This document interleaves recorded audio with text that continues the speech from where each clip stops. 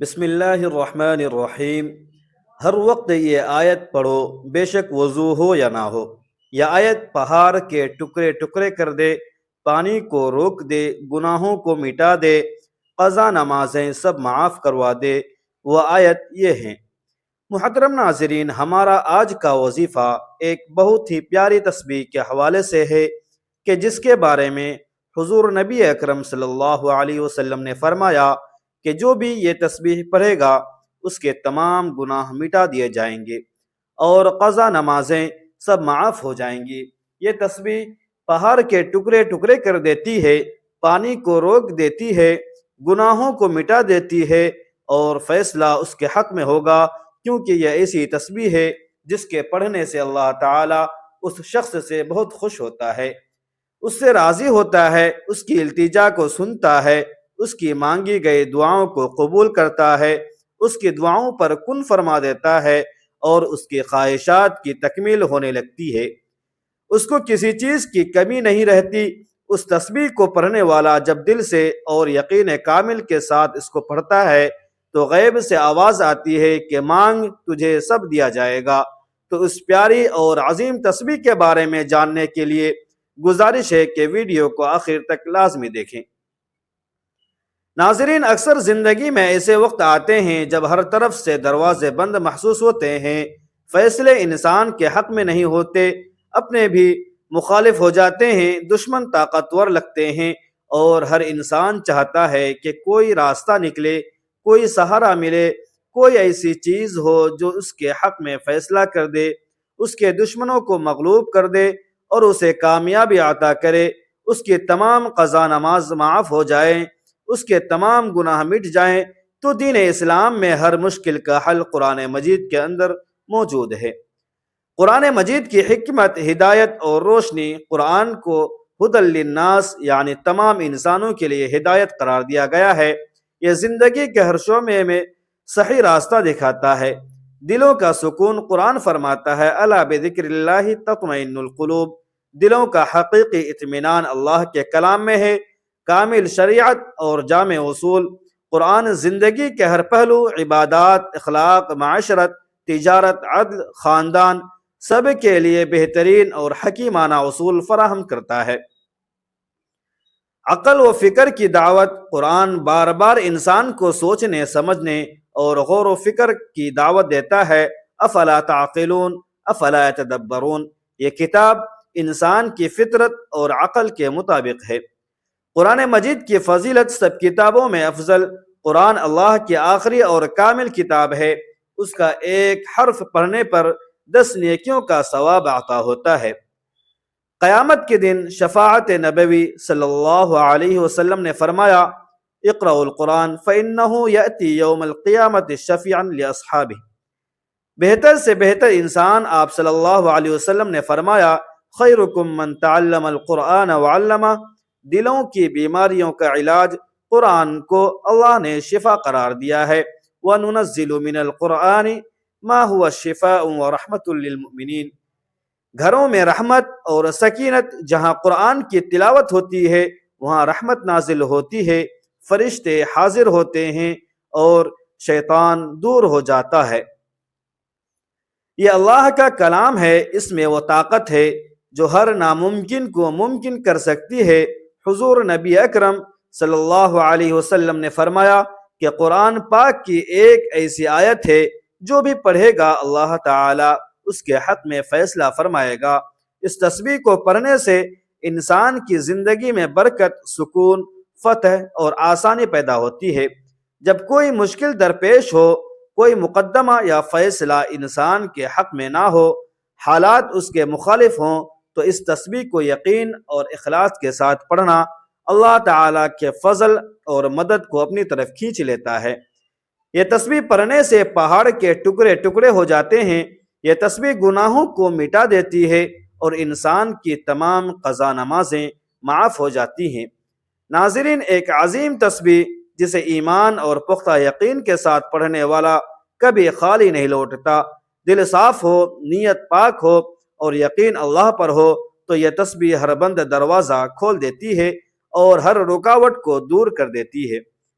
ناظرین کرام، اللہ تعالیٰ اس انسان سے محبت کرتے ہیں جو روزانہ یہ ایک تسبیح پڑھ لیتا ہے، اس کے وارے نیارے ہو جاتے ہیں، مخلوق میں اس کا سکہ چلتا ہے، لوگ اس کی باتوں کو اہمیت دینے لگتے ہیں، اس کے ہاں میں ہاں اور نہ میں نہ ہوتی ہے، اور ایسا شخص اس دنیا میں بھی شہنشاہوں جیسی زندگی گزارتا ہے اور آخرت میں بھی اس کا ٹھکانہ جنت ہے۔ یہ تسبیح چٹان کو ریزہ ریزہ کر دیتی ہے، پانی کو روک دیتی ہے، آگ کو بجھا دیتی ہے اور گناہوں کو مٹا دیتی ہے، جیسے وہ خطا کار تھا ہی نہیں۔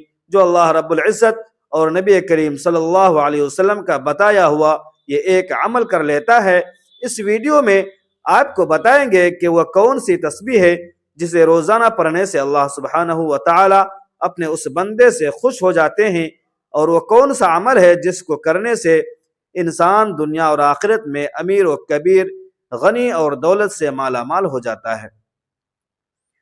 ناظرین کرام، یوں تو قرآن پاک میں نازل کی گئی ہر ایک سورت، بلکہ ہر ایک آیت، ہر ایک لفظ اللہ سبحانہ و تعالی کی عظمت اور بزرگی کا اعلان کر رہا ہے، لیکن ایک ایسی مبارک تسبیح ہے جو اللہ نے خاص غریبوں کو نوازنے کے لیے قرآن پاک میں نازل فرمائی ہے۔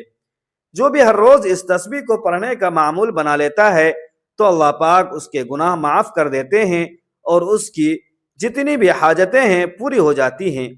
چند ہی دنوں میں وہ امیر سے امیر تر ہو جاتا ہے، لوگ اس پر برستی دولت کی بارش دیکھ کر حیران ہو جاتے ہیں۔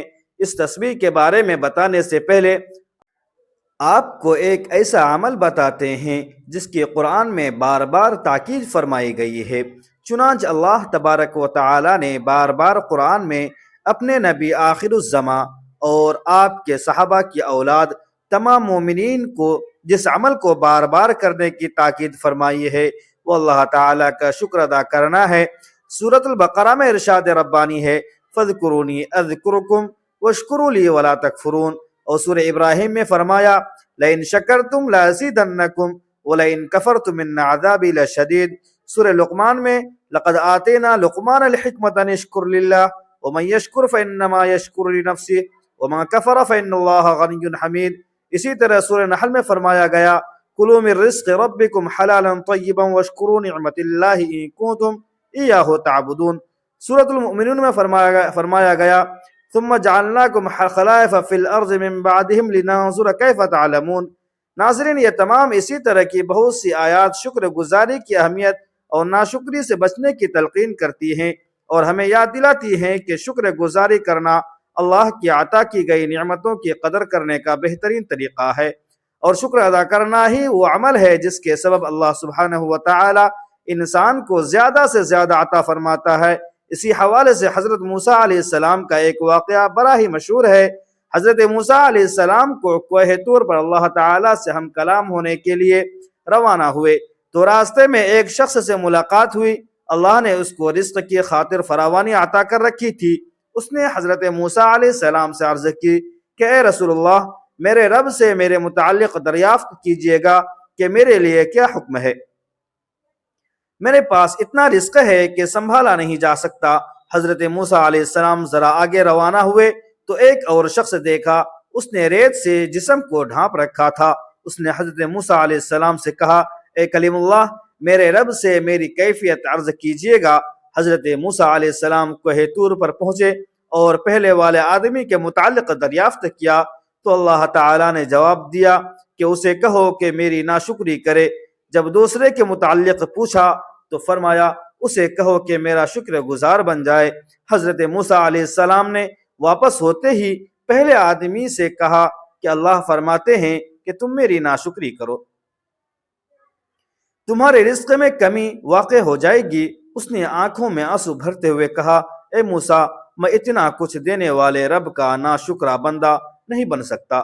آپ آگے چلے گئے اور دوسرے آدمی سے مل کر کہا اللہ فرماتے ہیں کہ میرا شکر ادا کرو تو وہ تمہیں اور زیادہ دے گا۔ تو ناظرین، اس نے انتہائی مایوسی سے جواب دیا کہ میں کس بات کا شکر ادا کروں، میرے پاس تو ایسا کچھ ہی نہیں ہے جس پر میں شکر ادا کروں۔ ابھی اس کی بات مکمل بھی نہیں ہوئی تھی کہ ہوا چلی اور جسم پر سے ریت بھی اڑ گئی اور وہ برہنہ ہو گیا۔ ناظرین، جو شخص رسول اکرم صلی اللہ علیہ وسلم کی سیرت پڑھتا ہے وہ جانتا ہے کہ آپ صلی اللہ علیہ وسلم کی زندگی شکر سے بھرپور اور آپ کے شب و روز احسان مندی کی تصویر تھے، کیونکہ آپ صلی اللہ علیہ وسلم آگے پیچھے دائیں بائیں متواتر اللہ کی نعمتوں کو برستا دیکھتے تھے تو آپ اللہ کی حمد و ثنا اور تقدیس کرتے تھے، بلکہ اگر آپ نبی اکرم صلی اللہ علیہ وسلم کی احادیث مبارکہ کا بغور مطالعہ کریں اور آپ کے بتائے ہوئے اذکار اور دعاؤں کا جائزہ لیں تو آپ کو نظر آئے گا کہ وہ رب تعالیٰ کی حمد و ثنا، تعریف و تکبیر اور شکر و امتنان سے بھری ہوئی ہیں۔ آپ صلی اللہ علیہ وسلم کی ثنا اور دعا سب بار تعالیٰ پر مشتمل ہے، اسی لیے آپ صلی اللہ علیہ وسلم کے رب نے آپ سے فرمایا کہ قریب ہے کہ آپ کا رب آپ کو مقام محمود پر کھڑا کرے۔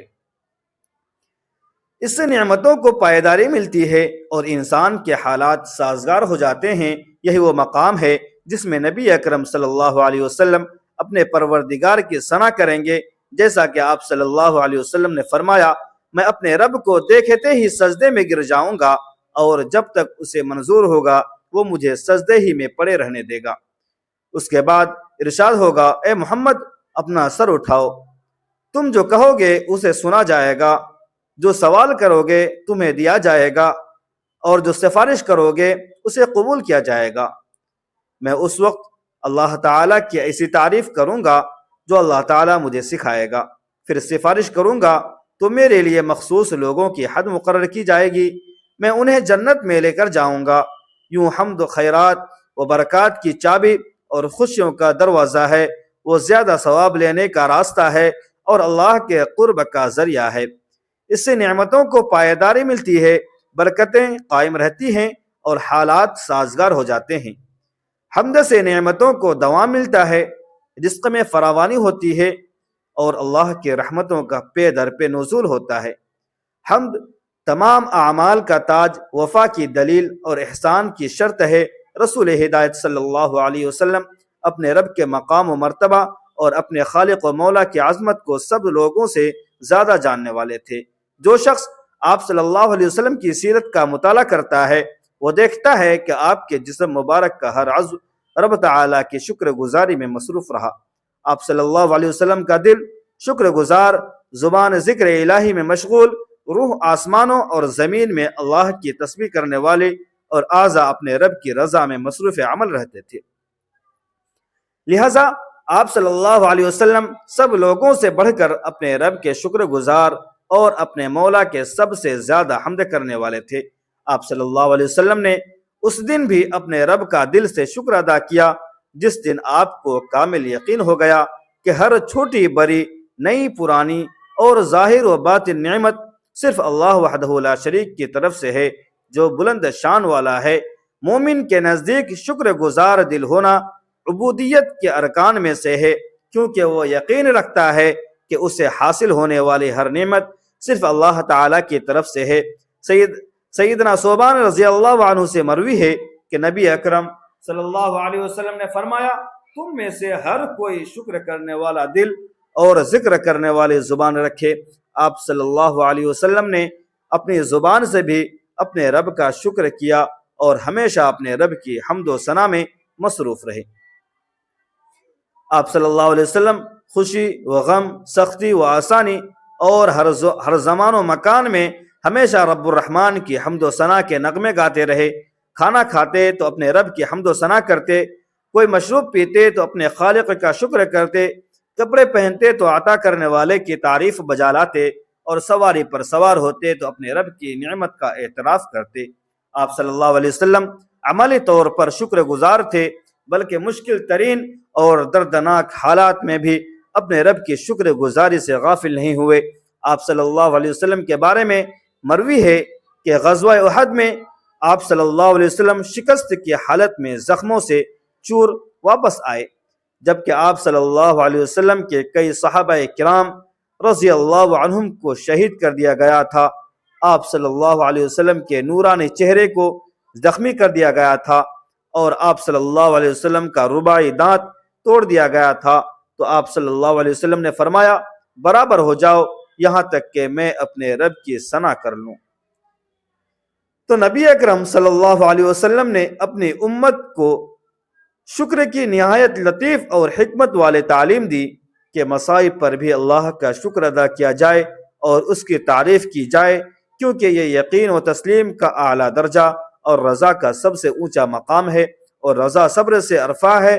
یہی وجہ ہے کہ اللہ تعالیٰ نے معرکہ احد کا ذکر کرنے کے بعد آپ صلی اللہ علیہ وسلم اور آپ کے صحابہ کرام رضی اللہ عنہم کے شکر کا ذکر کیا، چنانچہ فرمایا، اور جو کوئی اپنے ایڑیوں پر پھر جائے تو وہ اللہ کا کچھ بھی بگاڑ نہ سکے گا، اور اللہ شکر ادا کرنے والوں کو جلد جزا دے گا۔ اللہ تعالیٰ کی حمد و ثنا اور اس کا شکر اس کی رضا اور مزید نعمتوں کا باعث ہے۔ اللہ تعالیٰ نے سب حمد کرنے والوں سے پہلے خود اپنی حمد کی ہے، تمام شکر گزاروں سے پہلے اپنے ذات کی قدردانی کی ہے، تمام ثنا کرنے والوں سے پہلے اپنے ذات مقدس کی ثنا کی ہے۔ چنانچہ فرمایا الحمدللہ رب العالمین، ایک دوسرے مقام پر فرمایا الحمدللہ الذی انزل علی عبدہ الکتاب ولم یجعل لہ عوجا، اور فرمایا وقل الحمدللہ الذی لم یتخذ ولدا۔ ام المؤمنین سیدہ عائشہ صدیقہ رضی اللہ عنہا سے مروی ہے کہ اللہ کے نبی صلی اللہ علیہ وسلم رات کی نماز میں اتنا لمبا قیام کرتے کہ آپ صلی اللہ علیہ وسلم کے پاؤں مبارک پھٹ جاتے۔ آپ صلی اللہ علیہ وسلم نے عمل عبادت اور قرب و طاعت کے ساتھ اللہ کے شکر کی ترجمانی کی۔ رات کے پچھلے پہر جب کہ لوگ آرام کی نیند سوئے ہوتے ہیں قیام کیا۔ آپ طویل مناجات اور رکوع سجود کی کثرت آپ صلی اللہ علیہ وسلم کا شوق تھا۔ آپ صلی اللہ علیہ وسلم نے اللہ کے وعدے کے پیش نظر عمل کو ترک نہیں کیا، بلکہ اس کی وجہ سے مزید اطاعت اور بکثرت نوافل ادا کر کے خود کو عبودیت کی چوکھٹ پر ڈال دیا، اور اپنے نیند اور آرام کے اوقات بھی اللہ مالک الملک کی مناجات اور شکر میں صرف کیے، کیونکہ کرم و احسان کرنے والے کا یہ حق ہے کہ اس کا شکر ادا کیا جائے اور کثرت سے اس کی حمد و ثنا کی جائے۔ وہ اپنی تعریف کے ساتھ پاک ہے۔ آپ صلی اللہ علیہ وسلم اپنے رب کی پے در پہ حمد کرتے اور اپنے خالق کی کثرت سے ثنا کرتے۔ چنانچہ آپ صلی اللہ علیہ وسلم دعا کرتے ہوئے فرمایا کرتے تھے، اے اللہ، حمد تیرے ہی لیے ہے، تو آسمانوں اور زمین کو روشن کرنے والا ہے۔ تعریف تیرے ہی لیے ہے، تو آسمانوں اور زمین کو کنٹرول کرنے والا ہے۔ حمد تیرے ہی لیے ہے، تو آسمانوں اور زمین کا اور جو کچھ ان میں ہے سب کا رب ہے۔ آپ صلی اللہ علیہ وسلم کے فرمان میں اللہ کی ربوبیت پر اس کی حمد ہے، کیونکہ وہی خالق، رزاق، کائنات میں تصرف اور اس کی تدبیر کرنے والا ہے، جس کی بنا پر وہ اس بات کا مستحق ہے کہ بندے اس کا شکر ادا کریں۔ اور ہمارے رسول اکرم صلی اللہ علیہ وسلم تمام شکر گزاروں میں سر فہرست ہیں، اور یہ پتہ چلتا ہے کہ اللہ کے حاکم و قیوم ہونے کا تقاضا ہے کہ وہ اپنے بندوں کی اصلاح کرے، ان کے معاملات چلائے اور ان کی مصلحتوں کا خیال رکھے۔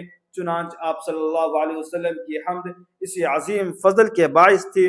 آپ صلی اللہ علیہ وسلم پر نازل کی ہوئی کتاب قرآن مجید کا آغاز بھی اللہ کی حمد کے ساتھ ہوتا ہے۔ ارشاد باری تعالی ہے الحمدللہ رب العالمین۔ آپ صلی اللہ علیہ وسلم نے شکر کی ایک اور نہایت خوبصورت قسم بیان فرمائی، اور وہ ہے باری تعالی کی نعمتوں کا اظہار اور اس کا تذکرہ، جیسا کہ اللہ تعالی نے فرمایا وَأَمَّا بِنِعْمَةِ رَبِّكَ فَحَدِّثْ۔ نبی اکرم صلی اللہ علیہ وسلم نے ایک شخص کو دیکھا جس نے بوسیدہ کپڑے پہن رکھے تھے۔ آپ صلی اللہ علیہ وسلم نے اس سے پوچھا کیا تیرے پاس مال ہے؟ اس نے کہا ہاں۔ آپ صلی اللہ علیہ وسلم نے فرمایا جب اللہ تعالیٰ تجھے مال دے تو پھر اس کی نعمت اور کرم کا اثر بھی تجھ پر دکھائی دینا چاہیے۔ اور آپ صلی اللہ علیہ وسلم نے فرمایا بلا شبہ اللہ عز و جل پسند کرتا ہے وہ اپنی نعمت کا اثر اپنے بندے پر دیکھے۔ ان احادیث میں نبی اکرم صلی اللہ علیہ وسلم نے اپنی امت کو شکر کا یہ طریقہ سکھایا کہ اللہ کی نعمتوں کا اعتراف کیا جائے، ان کا اظہار کیا جائے اور زبان سے انعام کرنے والے کی ثنا کی جائے۔ ارشاد باری تعالی ہے وَأَمَّا بِنِعْمَةِ رَبِّكَ فَحَدِّثْ۔ آپ صلی اللہ علیہ وسلم اپنے نیند سے بیدار ہو کر سب سے پہلا جو کلمہ ارشاد فرماتے وہ اللہ کی حمد پر مبنی ہوتا۔ آپ صلی اللہ علیہ وسلم فرماتے الحمدللہ الذی احیانا بعد ما اماتنا وإلیہ النشور۔ آپ صلی اللہ علیہ وسلم بے حال کر دینے والے تھکاوٹ کے بعد آرام دہ نیند آنے پر بھی اپنے رب کی حمد بیان کرتے اور اس بات پر بھی اس کی تعریف و ثنا کرتے کہ اس نے روح کو لوٹایا تاکہ خوبصورت دن اور امید و عمل سے بھرپور زندگی کا استقبال کرے۔ نیز اس صبح کی نعمت پر بھی اپنے رب کی حمد کرتے جس نے پوری شان و شوکت سے کائنات کو ڈھانپ لیا اور اس کی کرنیں ہر سو اجالا کر دیا۔ آپ صلی اللہ علیہ وسلم نے اپنی امت کو بشارت دیتے ہوئے فرمایا، جس نے صبح کے وقت یہ کہہ لیا اللہم ما اصبح بی من نعمت او باحد من خلقک فمنک وحدک لا شریک لک فلک الحمد ولک الشکر، تو اس نے اپنے اس دن کا شکر ادا کر لیا، اور جس نے شام کے وقت اس طرح کہہ لیا تو اس نے اپنی اس رات کا شکر ادا کر لیا۔ اللہ تعالی ہر مسلمان کو اس کی نعمتوں کا شکر ادا کرنے کے توفیق دے، اور جو کچھ اس نے عطا کیا ہر حال میں اس پر خوش رہنے کی توفیق دے۔ محترم ناظرین، پورا کا پورا قرآن العظیم شاہکار ہے، اور اس کا ایک ایک حرف بنی نوع انسان کے لیے بیش بہا خزانہ ہے۔ قرآن پاک کی ہر ایک صورت بیش بہا اور قیمتی موتی ہے، ہر ایک صورت بیش بہا زیور کی مانند ہے، جبکہ پورا قرآن اس صندوق کی طرح ہے جس کے اندر طرح طرح کی قیمتی جواہرات اور زیورات بھرے ہوئے ہیں۔ ان قیمتی جواہرات سے وہی لوگ مستفید ہوتے ہیں جو ہر روز قرآن شریف کو کھولتے ہیں اور اس کی تلاوت کا شرف حاصل کرتے ہیں۔ ناظرین محترم، یہ ایک ایسی تسبیح ہے جسے روزانہ پڑھنے والا کبھی مایوس اور کبھی نامراد نہیں ہوتا۔ دنیا جہان کی دولتیں ایسے انسان پر عاشق ہو جاتی ہیں جو روز یہ تسبیح پڑھتا ہے، یا ایسے انسان کا کوئی کام رکاوٹ اور بندش کا شکار نہیں ہوتا۔ ایسے انسان کو کبھی مال و دولت کی کمی نہیں ہوتی جو ہر روز نماز کے بعد یہ تسبیح پڑھتا ہے۔ کتنا ہی بڑا اور دشوار کام ہو، کتنی ہی بڑی رکاوٹ ہو، کتنے ہی حالات خراب ہوں، کتنی ہی بندشیں ہوں جو آپ کی زندگی کو تباہ و برباد کر چکی ہوں، اللہ کی قدرت سے، اللہ کی عطا سے اور اللہ کی نعمت سے، اللہ کی رحمت اور نوازشوں سے کبھی نا امید و مایوس مت ہونا۔ روزانہ ہر وقت یہ تسبیح پڑھو، بے شک وضو ہو یا نہ ہو، یہ تسبیح پہاڑ کے ٹکڑے ٹکڑے کر دے، پانی کو روک دے، گناہوں کو مٹا دے، قضا نمازیں سب معاف کروا دے۔ سب سے پہلے آپ نے تعوذ اور تسمیہ پڑھنا ہے، اعوذ باللہ من الشیطان الرجیم بسم اللہ الرحمن الرحیم۔ پڑھنے کے بعد درود پاک پڑھ لیں۔ درود پاک آپ صلی اللہ علیہ وسلم پڑھ لیں یا درود ابراہیمی پڑھ لیں۔ درود ابراہیمی کی فضیلت زیادہ ہے، اس لیے ثواب کے طور پر ایک مرتبہ میرے ساتھ بھی پڑھ لیں۔ اللہم صلی علی محمد وعلی آل محمد کما صلیت علی ابراہیم وعلی آل ابراہیم انک حمید مجید۔ اللہم بارک علی محمد وعلی آل محمد کما بارکت علی ابراہیم وعلی آل ابراہیم انک حمید مجید۔ 3، 5 یا 7 مرتبہ درود پاک پڑھنے کے بعد آپ نے تعوذ اور تسمیہ یعنی اعوذ باللہ من الشیطان الرجیم اور بسم اللہ الرحمن الرحیم پڑھ کر کتنا ہی بڑا مقصد ہو، کتنی ہی بڑی حاجت ہو، اس کی نیت خلوص دل سے کرنے کے بعد آپ نے سبحان اللہ وبحمدہ سبحان اللہ العظیم پڑھنا ہے۔ یہ وہ تسبیح ہے جو چٹان کو ریزہ ریزہ کر دے، پانی کو روک دے، آگ کو بجھا دے اور گناہوں کو مٹا دے جیسے وہ خطا کار تھا ہی نہیں۔ یہ تسبیح پڑھنے سے گناہ معاف ہوتے ہیں۔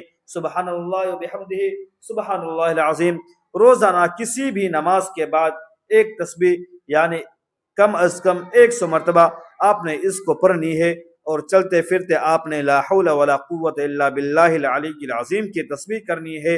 نبی کریم صلی اللہ علیہ وسلم نے اللہ تعالیٰ کی خوشنودی و رضامندی، آخرت کی ابدی و دائمی نعمتیں پانے، جنت میں بلند درجات حاصل کرنے اور کم وقت میں زیادہ ثواب حاصل کرنے کے لیے مختلف اعمال و اذکار بیان فرمائے ہیں اور انہیں کرنے کی ترغیب و تاکید کی ہے۔ انہیں اذکار میں سے ایک لا حول ولا قوت الا باللہ العلی العظیم کا ورد ہے۔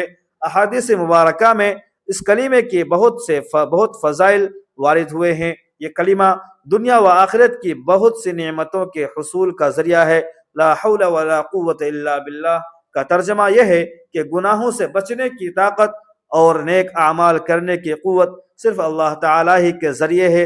اس کلمے کے معنی و مفہوم میں غور کیا جائے تو واضح ہوگا کہ اس کلمے کے ذریعے بندہ اپنی صلاحیت، لیاقت اور قدرت کی نفی کرتا ہے۔ ہر خوبی و اچھائی کا اپنی ذات سے انکار کرتا ہے، اللہ تعالیٰ کی طرف اپنی محتاجی ظاہر کرتا ہے اور اپنی عاجزی و انکساری کا برملا اقرار اور اپنی بے بسی والا لاچاری کا کھلے الفاظ میں اعتراف کرتا ہے، اور وہ بس زبان حال کہتا ہے کہ اللہ، میں ایک عاجز و کمزور بندہ ہوں، مجھے گناہوں سے بچنے اور نیک اعمال کرنے کی توفیق عطا فرما، کیونکہ تیرے علاوہ کوئی نہیں جو انسان کو گناہوں اور برے کاموں سے بچا سکے اور نیک اعمال کرنے کی قوت دے سکے۔ الغرض یہ کلمہ یعنی لا حول ولا قوت الا باللہ الفاظ کے اعتبار سے مختصر ہے، لیکن اس کا مفہوم بہت وسیع ہے، اور اللہ تعالیٰ کی حمد و ثنا کو عمدہ طریقے سے اپنے اندر سموئے ہوئے ہیں۔ اسی وجہ سے احادیث مبارکہ میں کثرت سے لا حول ولا قوت الا باللہ کا ورد کرنے کی بہت تاکید آئی ہے۔ لا حول ولا قوت الا باللہ جنت کا خزانہ ہے۔ متعدد احادیث مبارکہ میں لا حول ولا قوت الا باللہ کو جنت کا خزانہ کہا گیا ہے۔ چنانچہ بخاری شریف وغیرہ میں حضرت ابو موسیٰ اشعری رضی اللہ عنہ سے روایت ہے، وہ فرماتے ہیں کہ ایک مرتبہ صحابہ کرام رضی اللہ عنہم نبی کریم صلی اللہ علیہ وسلم کے ہمراہ ایک سفر میں تھے۔ جب وہ کسی بلندی پر چڑھتے یا کسی وادی میں اترتے تو آواز بلند کرتے، تکبیر کہتے۔ یہ دیکھ کر حضور اکرم صلی اللہ علیہ وسلم نے ان سے فرمایا، اے لوگو، اپنے اوپر نرمی کرو، کیونکہ تم کسی بہرے اور غائب کو نہیں پکارتے، بلکہ تم اس کو پکارتے ہو جو سننے والا اور دیکھنے والا ہے۔ حضرت ابو موسیٰ اشعری رضی اللہ عنہ فرماتے ہیں کہ یہ فرما کر حضور اکرم صلی اللہ علیہ وسلم میرے پاس تشریف لائے۔ اس وقت میں اپنے دل میں لا حول ولا قوت الا باللہ کہہ رہا تھا، تو آپ نے حضرت موسیٰ اشعری رضی اللہ عنہ کا نام لے کر فرمایا، اے عبداللہ بن قیس، میں تمہیں ایسا کلمہ نہ بتاؤں جو جنت کے خزانوں میں سے ایک خزانہ ہے، لا حول ولا قوت الا باللہ۔ اس حدیث شریف میں ترغیب دی گئی کہ جس طرح انسان کی کوشش اور خواہش ہوتی ہے کہ وہ زیادہ سے زیادہ خزانہ جمع کرے تاکہ دنیا میں خوشحال اور عیش و آرام سے زندگی گزارے، اسی طرح انسان کو چاہیے کہ وہ اس کلمے یعنی لا حول ولا قوت الا باللہ کا کثرت سے ورد کرے تاکہ آخرت میں اپنی زندگی سنوارے۔ محترم ناظرین، اللہ تبارک و تعالی سے دعا ہے کہ اللہ تعالی ہم سب کو نیک بات سننے، سمجھنے اور اس پر عمل کرنے کی توفیق عطا فرمائے۔ میرا سنانا اور آپ کا سننا اپنی پاک بارگاہ میں قبول و منظور فرمائے۔ اللہ تعالی ہم سب کو نیک اعمال کی توفیق عطا فرمائے، برے کاموں سے حفاظت فرمائے۔ اللہ تعالی ہم سب کو نبی کی سنت پر عمل کرنے والا بنائے۔ دوستو، اس طرح کی مزید روحانی ویڈیوز دیکھنے اور سننے کے لیے آپ ہمارے چینل کو سبسکرائب ضرور کریں، ویڈیو کو لائک کریں اور اپنے دوستوں تک ضرور شیئر کریں۔ اپنے رزق میں وسعت اور کشادگی کے لیے اللہ تبارک و تعالیٰ کے 99 بابرکت ناموں میں سے کوئی ایک نام کمنٹ سیکشن میں ضرور ٹائپ کریں۔ ملتے ہیں پھر اگلی ویڈیو میں، تب تک کے لیے اجازت دیجیے۔ خدا حافظ۔ السلام علیکم ورحمۃ اللہ وبرکاتہ۔